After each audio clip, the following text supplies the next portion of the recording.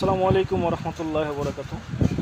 মানুষ যদি জানতো, প্রতিটি মানুষ যদি জানতো যে তার মৃত্যুর দিন কবে, হোক সেটা কালকে কিংবা 10 বছর, 20 বছর, 30 বছর, 40 বছর, 50 বছর, এমনকি 100 বছর পরেও যদি তার মৃত্যুর খবর নির্ধারিত একটা তারিখ, যে অমুক তারিখে অমুক মাসে অমুক দিনে এই কয়টার সময় সে মারা যাবে, তাহলে কিন্তু সে ওইভাবে আর দুনিয়ার জন্য কাজ করতো না।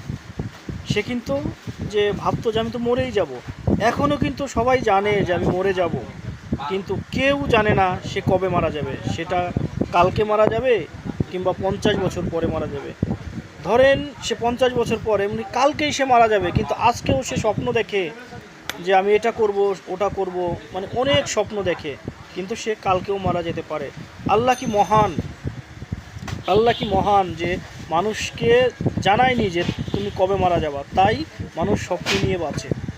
মানুষ স্বপ্ন নিয়ে বাঁচে, এটা আল্লাহর একটা মহত্ব। আল্লাহ মহান, আল্লাহ মহান যে মানুষের মৃত্যুর সংবাদ এবং তার ডেট, কবে কবে সে মারা যাবে, এই খবরটা কিন্তু, এই তারিখটা মানুষকে জানায়নি, যাতে মানুষ যে কয়টা দিন পৃথিবীতে থাকে সুন্দরভাবে স্বাচ্ছন্দ্য বোধ করে থাকতে পারে।